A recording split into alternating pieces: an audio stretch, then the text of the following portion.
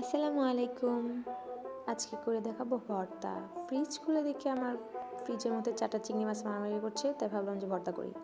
এই যে ভর্তা করার প্রসেস শুরু। তেলের মধ্যে নিয়েছি ফুলকপি, পরিমাণ মতো মরিচ, রসুন, আর এই যে 4টা চিংড়ি মাছ, গন্ডগোল করা চিংড়ি মাছ। তার মধ্যে দিয়েছি হলুদ আর লবণ। তার মধ্যে দিয়েছি আপনার পেঁয়াজের কলি, পেঁয়াজ কুচি। খুব ভালোভাবে ভেজে নিয়েছি। তারপরে একটা মিক্সিং জারের মধ্যে সেই ভাজা সব কিছু সুন্দর করে ভাজা জিনিসগুলো দিয়ে দিচ্ছি, সঙ্গে পরিমাণ মতো ধনিয়া পাতা দিয়ে এখন এটাকে ব্লেন্ড করে নেব। এই যে দেখুন ব্লেন্ড করা হয়ে গিয়েছে। তারপরে এই যে সরিষার তেল বা যে কোনো সাদা তেল দিলেই হবে, তার মধ্যে বেশি করে তেল দিবেন কিন্তু।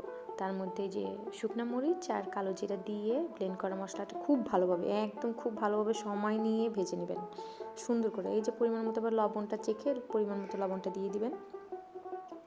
এই যে আমার ভর্তাটা হয়ে গিয়েছে। এখন সুন্দর করে প্লেটে সাজিয়ে দিয়েছি আমার বরকে। আমার বর মাখাতে পারছে না গরমের জন্য, বললাম তাও মাখাও মাখাও, খাও খাও খাও। ধন্যবাদ। অবশ্যই ট্রাই করে দেখবেন, পাগল হয়ে যাবেন ভর্তায়।